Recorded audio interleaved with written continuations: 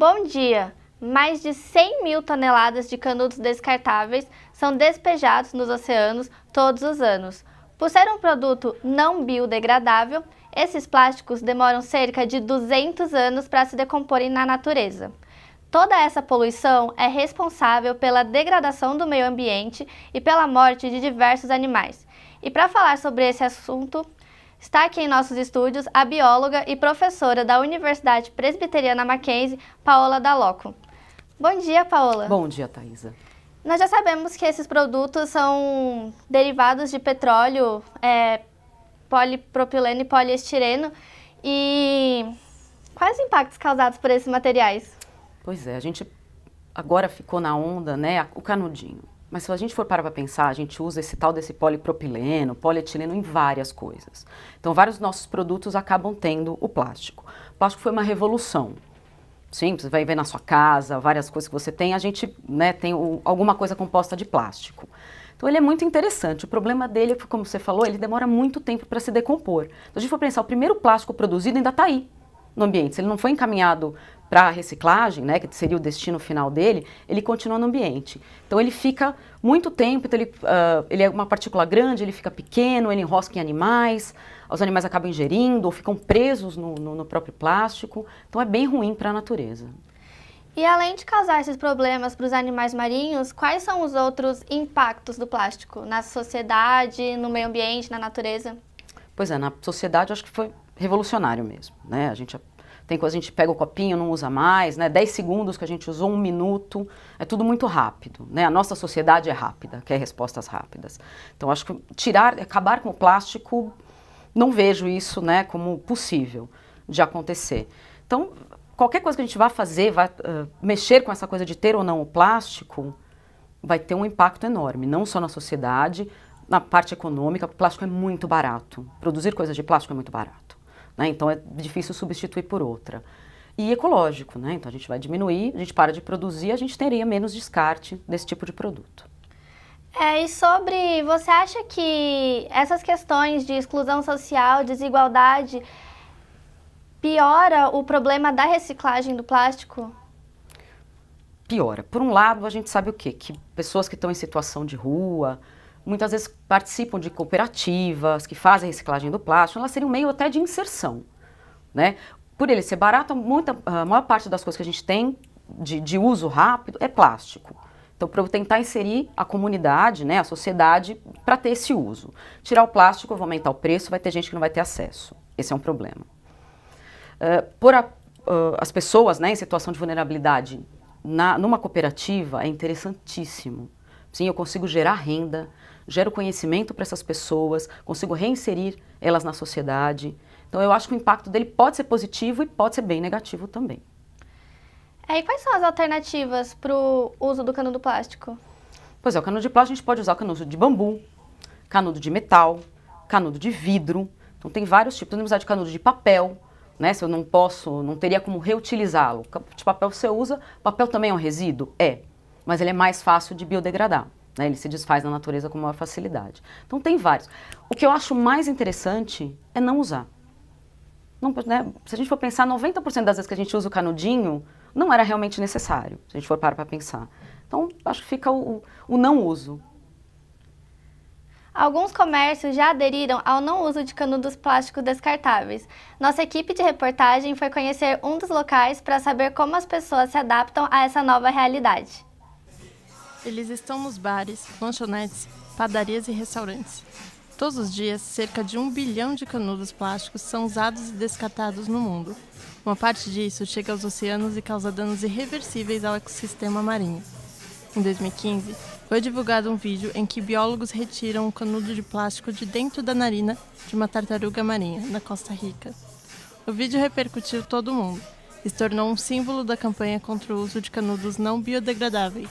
Esse restaurante, que fica nos jardins, já substituiu os canudos de plástico por canudos biodegradáveis. É questão ambiental mesmo. Eles trocaram de todas as lojas. A princípio são os canudos e posteriormente eles estão até verificando outras embalagens também que a gente utiliza descartável. Há quanto tempo vocês fizeram a substituição dos canudos de plástico? Tem um mês aproximadamente. O Rio de Janeiro foi a primeira capital brasileira a banir o uso de canudos plásticos em comércio, sujeito a multa de R$ 6.000. O projeto de lei entrou em vigor em julho desse ano. O município de Cotia, em São Paulo, já havia proibido a distribuição em junho, mas a medida deverá valer só a partir de 2019. O plástico biodegradável ele realmente apresenta uma mudança considerável? Olha, eu não acredito, né? A gente pode até mexer no plástico. O plástico, não importa se eu faço ele de cana-de-açúcar, se eu faço ele de petróleo, ele é a mesma molécula química, né? Então essa decomposição dele é mais difícil. Eu posso pôr aditivos para tentar acelerar essa decomposição, mas eu acho que a saída não é a biodegradabilidade do plástico. Eu acho que é a nossa mudança de hábito de começar a mudar um pouco, né, o que a gente usa, as nossas escolhas. E quais são as principais biodiversidades marinhas que são prejudicadas pelo uso do plástico? Eu acho que tem o tartaruga, né, a tartaruga marinha, que foi mostrada já em vídeo, então ela acabou entrando na narina dela, um canudinho.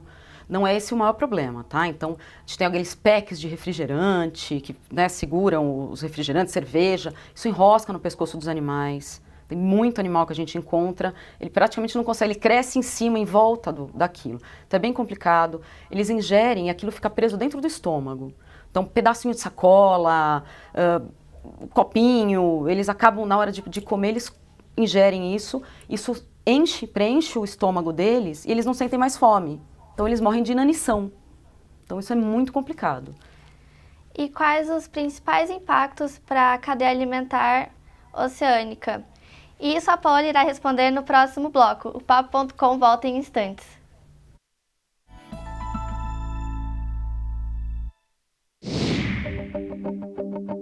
A aspirina é um remédio que todo mundo já usou um dia.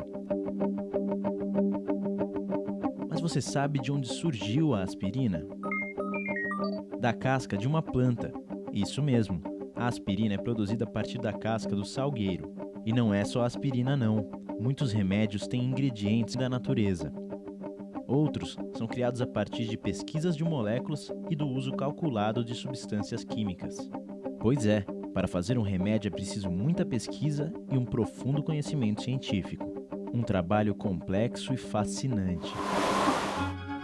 Um conhecimento que você aprende no curso de farmácia. Nele você tem aulas de anatomia, genética, imunologia, biologia molecular, entre outras. Você aprende a usar a ciência para garantir saúde e qualidade de vida às pessoas. Mackenzie, há 140 anos formando gente que vai mudar o mundo. Voltamos com o Papo.com. Hoje estamos apresentando o tema Impactos Ambientais Causados pelo Descarte Irregular de Canudos Plásticos. E a nossa convidada é a bióloga Paola Dall'Oco.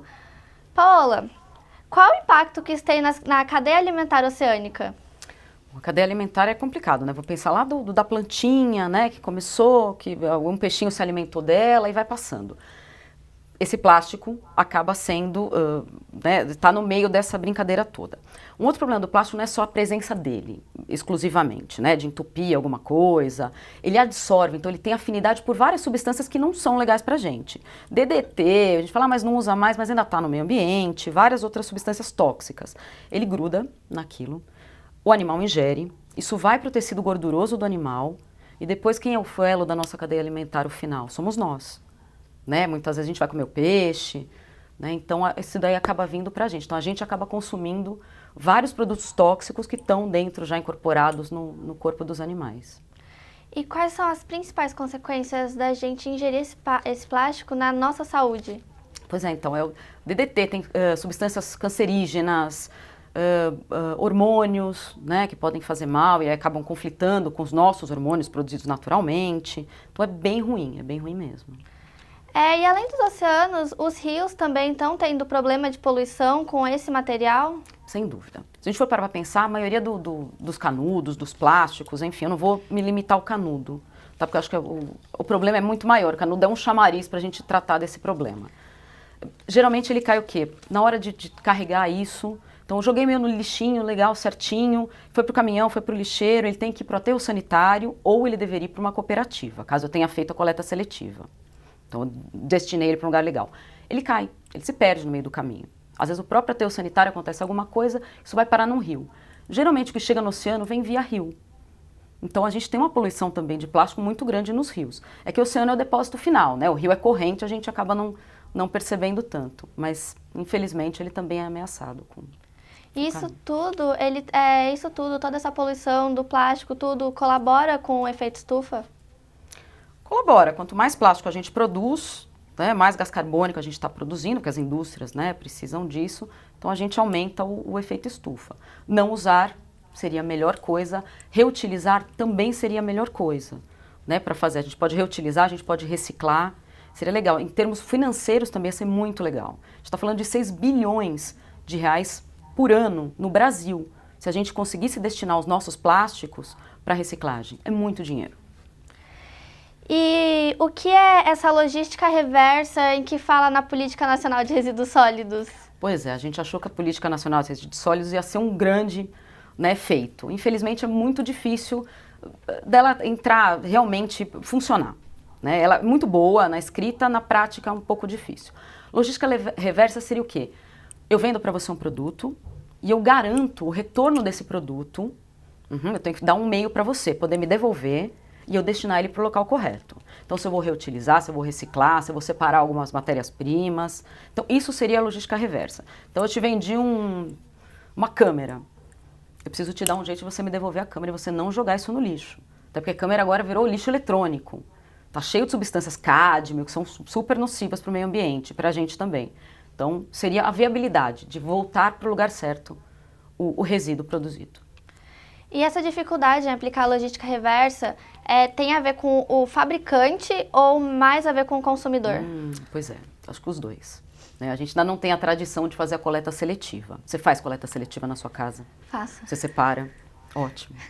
É difícil, né? Algumas pessoas não têm, porque eu não passo o caminhão do lixeiro na sua rua, e aí você fala, não vou separar. Eu já falando, separa, liga lá para a prefeitura, pede, pergunta por que não passa, né? A gente tem que ser um pouco mais proativo, né, nessas coisas. Então, acho que a população também é difícil. Você vê lixos em shopping, aqui no Mackenzie mesmo, as pessoas jogam errado. A gente tem uma separação, né, do lixo orgânico e do lixo reciclável. As pessoas não respeitam.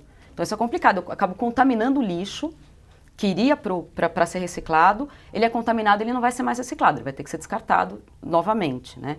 Então, é muito ruim. A indústria vai ter que cobrar por isso, né? A gente não acredita que ela vá segurar, né? Vai repassar, na verdade, o preço para o consumidor, se ela tiver que garantir esse retorno. Então, acho que é difícil para os dois lados. E o Brasil tem tomado alguma iniciativa para diminuir esse mal e está adiantando? Quais são as principais iniciativas? A gente já teve do plástico a sacolinha. Né? Acho que todo mundo lembra quando, né, São Paulo falou não vai ter mais sacolinha, foi um auê. Foi super importante, né? Não que todo o estado de São Paulo, foi só a cidade, que eu acho um absurdo, né? Acho que a gente devia parar, a gente tem sacolas reutilizáveis, é um desperdício de plástico a sacolinha, então acho que não seria necessário tudo isso para poder usar. Esse tipo de pergunta, então a gente poder chegar na mídia, falar sobre esse assunto, as pessoas estão começando a rejeitar o canudo, né? Começa pelo canudo, aí a gente lembra que não pode usar o copo plástico, a gente vai beber uma água, a gente tem a nossa caneca, né? Então acho que isso tem uma força muito grande. Até então a gente não tinha canudo de papel feito aqui, ou canudo de bambu, de vidro, em larga escala no Brasil. Conforme isso foi acontecendo, né? As pessoas vão falando, isso vai entrando na mídia, começaram a aparecer pessoas que vão produzir isso daí e vão tornar provavelmente mais acessível para todas as pessoas. Então é mega importante, né, o debate sobre esse assunto. E grande parte do esgoto que é jogado nos mares e nos rios, eles partem por todos esses poluentes durante o trajeto. E tem alguma forma de mudar essa realidade? Do trajeto, sabe? Do trajeto. Do a gente esgoto. podia melhorar, né, as nossas condições de tratamento de água. Tem alguns lugares dos Estados Unidos onde falta muita água, eles conseguem limpar a água do esgoto, virar água potável de novo. Tem um custo? Tem. O nosso custo da água no Brasil é muito pequeno. A gente fala, mas a água tá cara, né, pra gente, na nossa casa, energia, a água é barata, perto da importância que ela tem em termos de relevância social e para a vida nossa. Então, eu acho que começa com a gente tendo uma melhoria profunda do nosso descarte, do tratamento desse resíduo, e a gente começar não jogar tanto resíduo em lugar errado. No mar, a gente faz ações de limpeza no oceano, na areia, a gente vê o quê? Muito cotonete. Ninguém fala do cotonete. Mas o cotonete tem uma haste de plástico e a gente encontra aos montes, mais ou menos proporcional ao que a gente encontra de canudo, e ninguém falou. E já tem no Brasil um cotonete que a haste é de papel. E ninguém fala. Fica a dica aí, né? Se alguém... Infelizmente, nosso tempo acabou. Agradecemos sua presença, Paola. Eu que agradeço, foi um prazer falar com você. O Papo.com fica por aqui.